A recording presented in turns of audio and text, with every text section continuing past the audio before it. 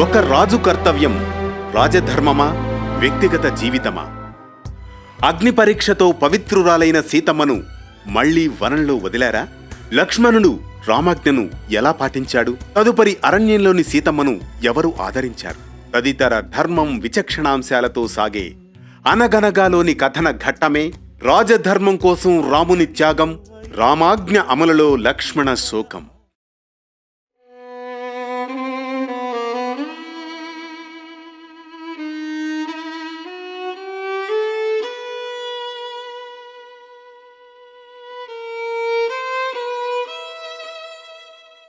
అనగనగా అది త్రేతాయుగంలోని అయోధ్య మహానగరం.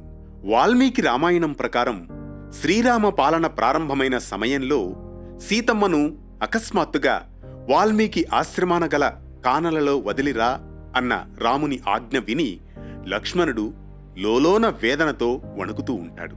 కన్నీటి తడి కళ్లతో తనకు తానే ఇలా పలుకుతున్నాడు. ఇది నిన్నటి వరకు సాగిన కథనం. ఇక తదుపరి ముందుకు కొనసాగుదాం. లక్ష్మణుడు ఆవేదనతో మనసులోనే ఈ విధంగా బాధపడుతూ ఉంటాడు. హతవిధి, ఇది నా విధి. సీతమ్మ తన పవిత్రతను అగ్ని పరీక్షలోనే నిరూపించుకుంది.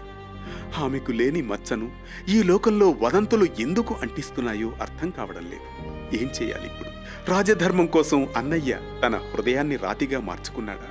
కానీ సీతమ్మను విడిచిపెట్టే పాపకార్యాన్ని ఎలా చేయాలి?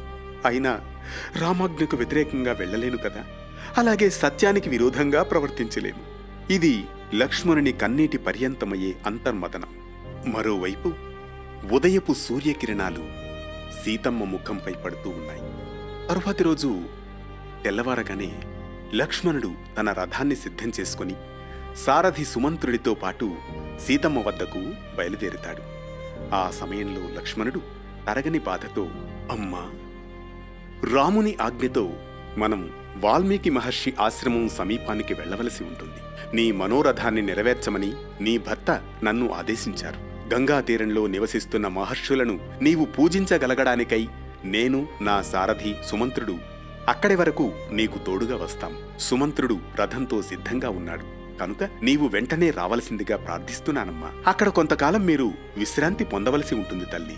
లక్ష్మణుని మాటలతో సీతమ్మ మహదానంద భరితురాలై అత్యంత మనోజ్ఞమైన దుస్తులను, అత్యద్భుతమైన ఆభరణాలను ధరించిన మీదట లక్ష్మణునితో, లక్ష్మణ, నా వామనేత్రం అనగా ఎడమ కన్ను ఆకస్మికంగా కంపిస్తోంది. నా మనసు ఎందుకో విచిత్రంగా అల్లకల్లోలంగా ఉంది.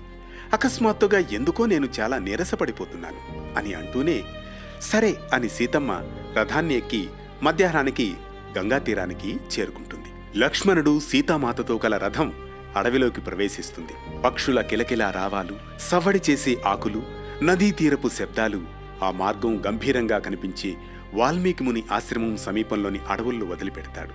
అయితే వారు తమ రథాన్ని దిగడంతోనే లక్ష్మణుడు ఇక ఎంతమాత్రం తన దుఃఖాన్ని నిగ్రహించుకోలేకపోతాడు. భోరుమని విలపిస్తాడు. అకస్మాత్తుగా దుఃఖిస్తున్న లక్ష్మణుని చూసి సీతమ్మ, లక్ష్మణ, లక్ష్మణ, నీకేమైంది? మనమిప్పుడు గమ్యానికి చేరుకున్నాం. సంతోషంతో ఉండవలసింది పోయి నీ విచారం నన్ను వ్యాకులపరుస్తుంది లక్ష్మణ. మనమిక మహర్షుల దర్శనాన్ని పొందవలసి ఉంది. అయినా రాముని 2 రోజుల వినియోగం నీలో వేదనకు గురైందా? నిగ్రహించు లక్ష్మణ, నిగ్రహించు. నాకు రాముని చూడాలనే ఉంది అని అంటున్న సీతమ్మతో తన కన్నీటిని తుడుచుకుంటున్న లక్ష్మణుడు, ఓ విదేహ రాకుమారి, ధర్మాత్ముడైన శ్రీరాముడు నాకు అత్యంత బాధాకరమైన కార్యాన్ని అప్పగించాడు తల్లి. ఓ మహాసాధ్వి, నీ భర్త ఆదేశాన్ని నిర్వర్తించడం కంటే నేను మరణించినా ఎంతో బావుండేది. లక్ష్మణ, లక్ష్మణ, ఏమిటి విషయం? నీవు చెబుతున్నదేమిటో నాకు అర్థం కావడం లేదు. నిన్ను బాధిస్తున్నదేమిటో నాకు స్పష్టంగా చెప్పు లక్ష్మణ, స్పష్టంగా చెప్పు. రామునికేమైనా ఆపద, దురదృష్టం సంభవించిందా? నేను రాముని సతిగా ఆజ్ఞాపిస్తున్నాను. అనవత శిరస్సుతో గద్గద స్వరంతో, అమ్మా సీతమ్మ తల్లి, ఆ మాటలు చెప్పడానికి నాకు నోరు రావడం లేదు తల్లి. అయోధ్య నగరంలో పల్లెల్లో ఓ అపవాదు వ్యాపించిందట. ఆ అపవాదేమిటో నేను నా నోటితో చెప్పలేను తల్లి, చెప్పలేను. రాజ్యసభలో కూర్చుని ఉన్న నా అన్నయ్య రామునికి జనాపవాదాలు వేదన కలిగించాయట. లక్ష్మణ, నాకు ఏమీ అర్థం కావడం లేదు లక్ష్మణ. అసలు ఏం జరిగింది? నీ దుఃఖానికి కారణం ఏమిటి? ఏం జరిగిందో చెప్పు లక్ష్మణ. రాముని అర్ధాంగిగా ఆజ్ఞాపిస్తున్నాను. అమ్మా, ఈ మాటలు చెప్పేందుకు నాకు నోరు రావడం లేదమ్మా. అయోధ్యలో ఓ అపవాదు వ్యాపించిందట. ఆ అపవాదు అంతఃపురం చేరిందట. ఆ లోకోపవాదానికి భయపడి తలొగ్గి రాముడు మిమ్మలను విడిచిపెట్టినాడు.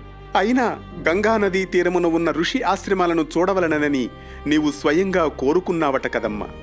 అందుకే మిమ్ము గంగానదీ తీరంలో విడిచిరమ్మన్నాడమ్మా శ్రీరాముడు. నేను కేవలం రాజాజ్ఞను అమలు చేస్తున్నాను తల్లి. ఇంతకంటే నాకు మరణమే మేలమ్మా. అమ్మా, నీవు నిష్కళంకవని నాకు తెలుసు, రామునికి తెలుసు. కానీ ఇక్ష్వాకు వంశం పరువు ప్రతిష్టలను నిలపడం కోసం ఆయన నిన్ను గంగానదీ తీరంలో విడిచిరమ్మన్నాడు. నేను రాజాజ్ఞను మాత్రమే అమలు చేస్తున్నాను సీతమ్మ. కనుక మహారాజు రాముని అపార్థం చేసుకోవద్దు. ఓ వైదేహి, గంగా తీరాన నెలకొన్న బ్రహ్మర్షుల ఆశ్రయం పొంది నీ హృదయంలో రాముని తలుస్తూ భక్తి శ్రద్ధలతో ఉండు తల్లి. అమ్మా, నా నాలుక బయట పెట్టే ప్రతి మాట నా గుండెను మరణం కన్నా ఎక్కువగా కోస్తోంది తల్లి. కాకపోతే ఒక్క విషయం మాత్రం చెప్పగలను, అది రామాజ్ఞ అని మాత్రమే చెప్పగలను. అమ్మ సీతమ్మ తల్లి, రాముడు ఈరోజు నన్ను లోకనిందకు గురి చేశాడమ్మా. చేయకూడని పని నాతో చేయిస్తున్నాడమ్మా. ఈ పని నా జీవితాంతం నా హృదయంలో శూలంలా గుచ్చుకుంటూ నిరంతరం బాధకు గురి చేస్తూ ఉంటుందమ్మా. ఇంతకన్నా నాకు మరణం లేదా దానికి సమానమైన శిక్ష అయినా సరే సంతోషంగా స్వీకరించేవాడిని. ఈ పాపం నాది కాదమ్మా, నాది కాదు. నన్ను క్షమించు అమ్మా. రఘువంశరాజులు అపనిందలెరుగరు. ప్రజావాక్కు రఘువంశరాజులకు శిరోధార్యం. లోకోపవాదం వల్ల మహారాజు ఆజ్ఞానుసారం ఏ పాపమూ ఎరుగని మిమ్మలను ఇక్కడ వదిలిపెట్టవలసి వస్తోంది. మీకు పాదాభివందనం తల్లి. క్షమించు తల్లి, క్షమించు. తన క్రూరమైన గతి గురించి విన్న సీతమ్మ క్షణాల్లో పొయ్యబారిపోతుంది. తన సౌభాగ్యమంతా గంగలో కలిసిపోయిందేమో అని అనుకుంటుంది. అంతే, వెంటనే సీతమ్మ స్పృహ కోల్పోతుంది. తరువాత ఏం జరిగింది రేపటి అనగనగాలో తెలుసుకుంటూ ముందుకు సాగును. ఇది రాజధర్మం కోసం రాముని త్యాగం, రామాజ్ఞ అమలులో లక్ష్మణ శోకం. ఈ ఘట్టం మనకిచ్చే సామాజిక సందేశం ఒక్కటే. ప్రజల వాక్కు శక్తి ఎంత బలమైనదో, రాజధర్మం ముందు వ్యక్తిగత సుఖం ఎలా త్యాగమవుతుందోనని.